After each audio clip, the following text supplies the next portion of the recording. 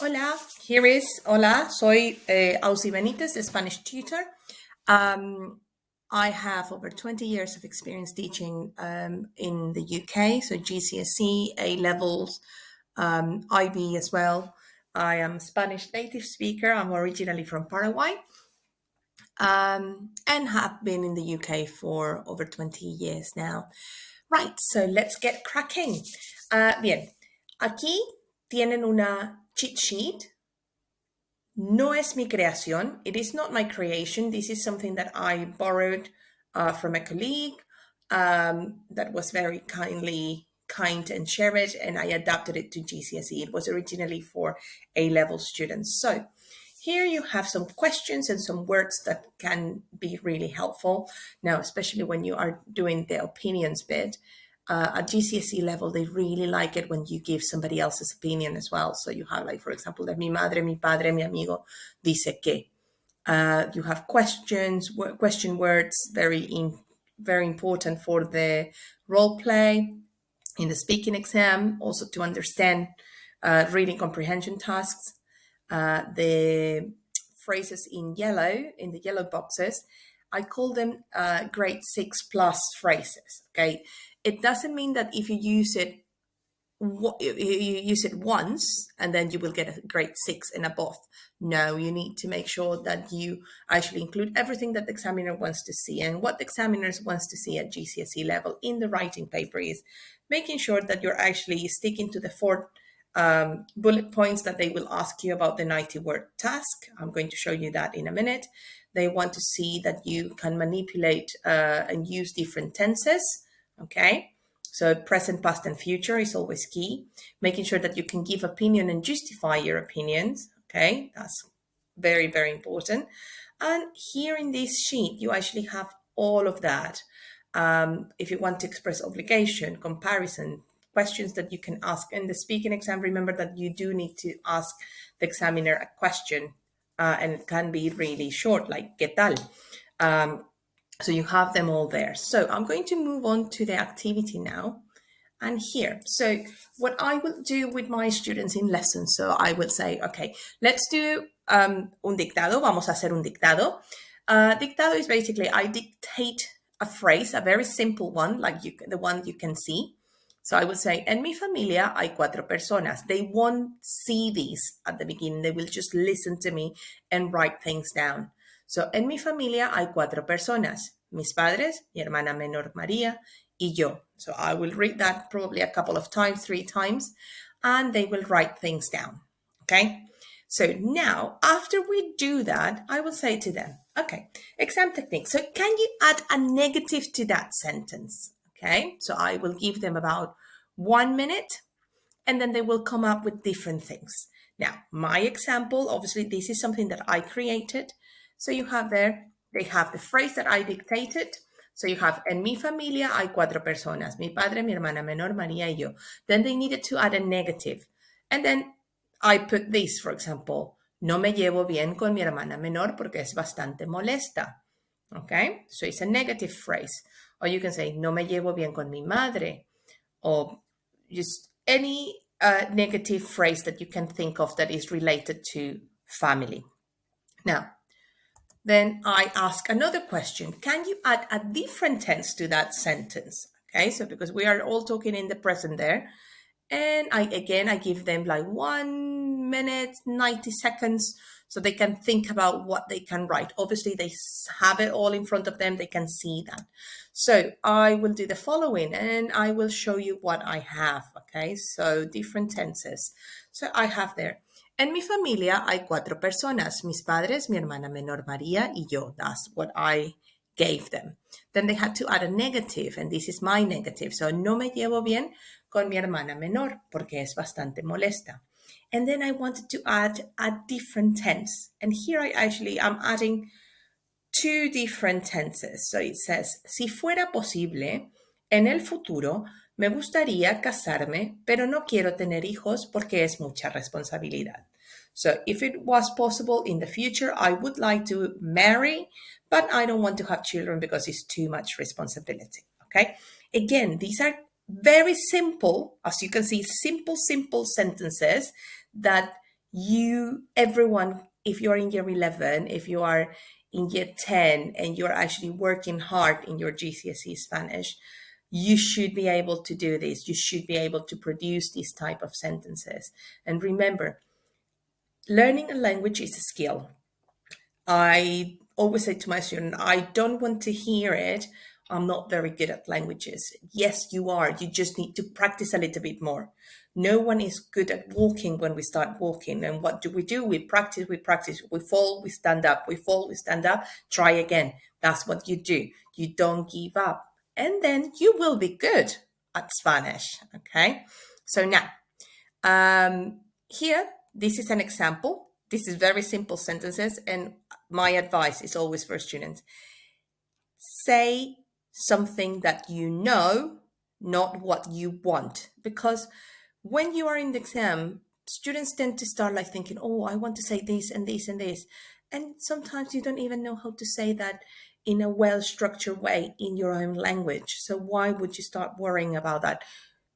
Simple is perfect. Okay. So now this is from 2019 paper. So it says you will have two of these, two options in the exam. Oh, that was before. Now I think last year you had three due to COVID and everything. So, but again, you just have to choose one. Okay. And it says there, this is the example that I'm going to do. So it says, answer either question 1.1 or 1.2. Okay, this is what I asked you. I told you, so you have options. So I chose this one. It says, escribe un blog para una página web española sobre el tiempo libre de los jóvenes. And what you need to mention are these 4 bullet points. ¿Qué hiciste en tus vacaciones el año pasado? So obviously that is the clue is there, el año pasado. So that means you need to write something in the past. Okay. Then it says, si prefieres ir de vacaciones con tu familia o con el colegio. So do you prefer to go on holiday with your family or the school? Again, this will probably be more present tense, but you can add different tenses as well. Then it says, ¿qué vas a hacer para celebrar tu próximo cumpleaños? This is obviously future tense. So what are you going to do to celebrate your next birthday? And then it says, ¿qué actividades te gusta hacer para ayudar a otras personas? Again, this gives you the opportunity to talk about present, past, or future. Okay, so and let's start. I'm going to start with this. So we have, I'm going to leave the presentation and so I can write. So it says here, ¿qué hiciste en tus vacaciones el año pasado? Now, you can see that we had 4 bullet points here. So you need to write 90 words. If you write between 20 to 25 words, or for each bullet point, they don't need to be necessarily equally divided, but I'm just giving you an example just to make it simpler. So you can write 20 words for each bullet point, 25 words for each bullet point, and you will have it all done. Okay, so let's move on to the first one. So it says, ¿qué hiciste en tus vacaciones el año pasado? So I will start by saying, el año pasado fui a Málaga. Everyone goes to Málaga. And then I would say, con mi familia. Again, I would say, fuimos. How did I go? Fuimos en avión. And then I will give an opinion. Why did we take the plane? So, fuimos en avión porque es más rápido que el ferry, for example. Okay, I'm showing different structures and showing off a little bit so the examiner knows that I know my Spanish. So you have there, normally I count like 10 words per line. So we have 1, 2, 3, 4, 5, 6, 7, 8, 9, 10, 12, 13, 14, 15, 16, 17, 18, 19. I already have 19 words there, okay? El año pasado fui a Málaga con mi familia. Fuimos en avión porque es más rápido que el ferry. Normalmente vamos de vacaciones a Escocia. Okay, again, just adding a different tense there. Okay, so again, this is very simple, very easy. I already have more than 25 words on that. Okay, now I'm going to move on and I'm going to go to the next bullet point. Okay, I could just carry on about the holidays if that's something that you're very confident about. As I said, you don't need to equally divide the amount of words that you are using for each bullet point. Okay, now then it says, si prefieres ir de vacaciones con tu familia o con tu colegio, perdón. So, normalmente prefiero, okay, so I have, normalmente prefiero, o antes, you can say, in the past. So, antes, cuando era más joven, prefería ir de vacaciones con mi familia. Aunque ahora, o sin embargo, ahora prefiero ir de vacaciones con el colegio.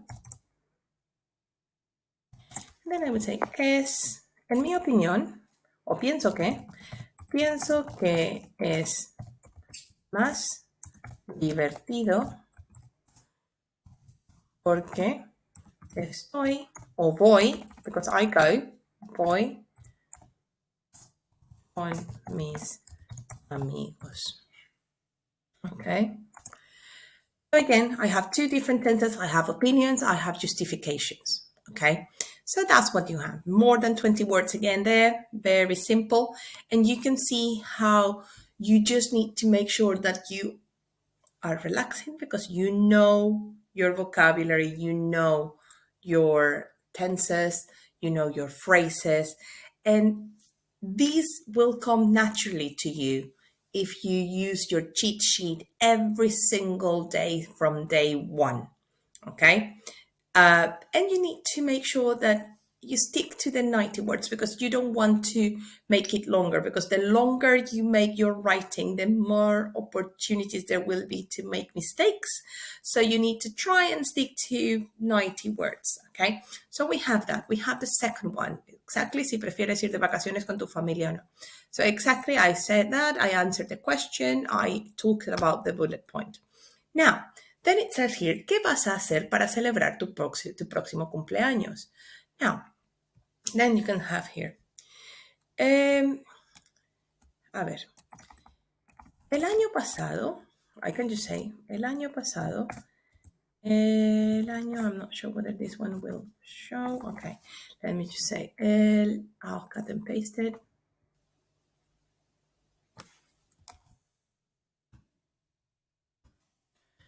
El año pasado, mi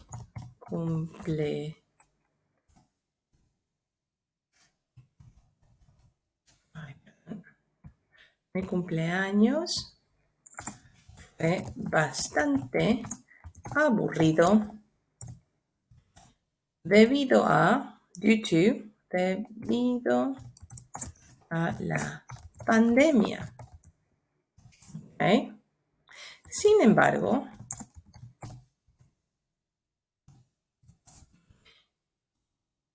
este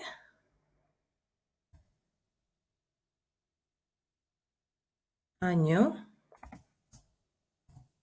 fue mejor porque fui al cine con mi mejor amigo. El próximo año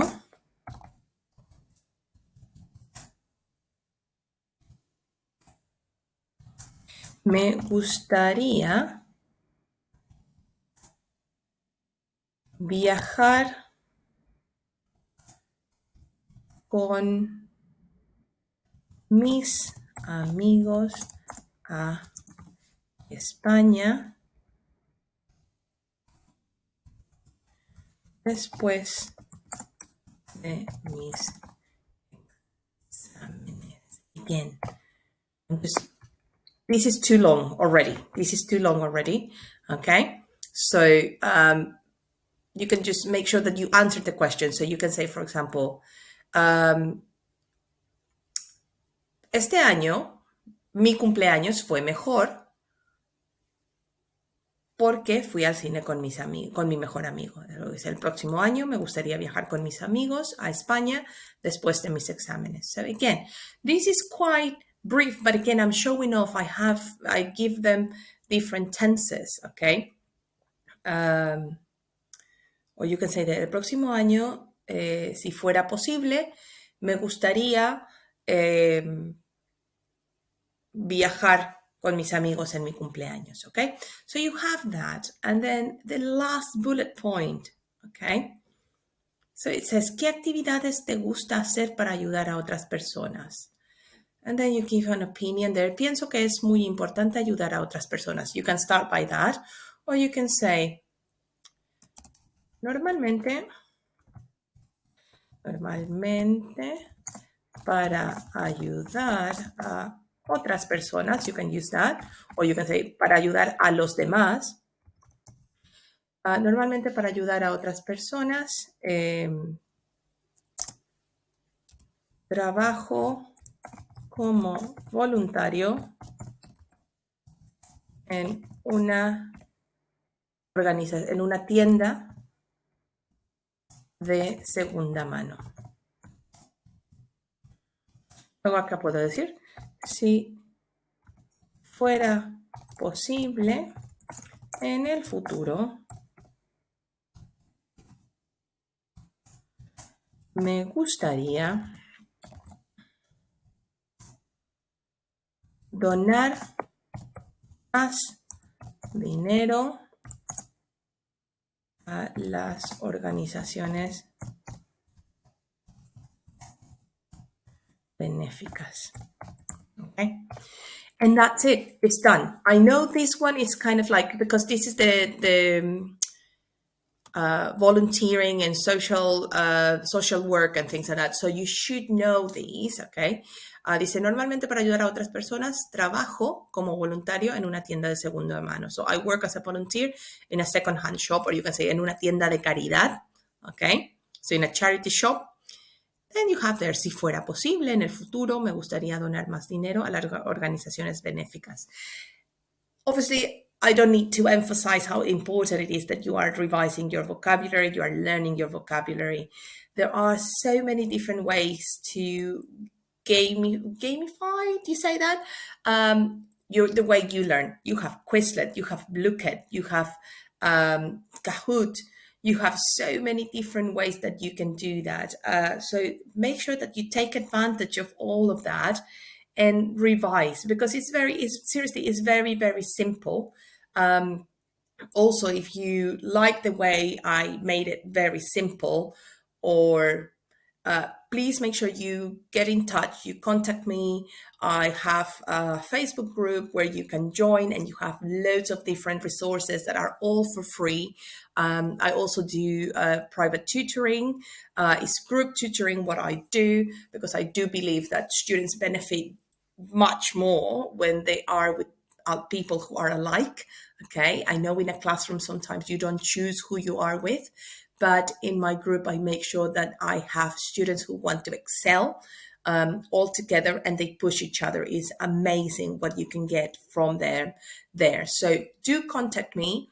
I would love to work with you if you think that I can help your child achieve a better grade in Spanish, or improve, or give them confidence in the language, because sometimes as well is they just need that person that believes in their own skills and to push them to actually do well.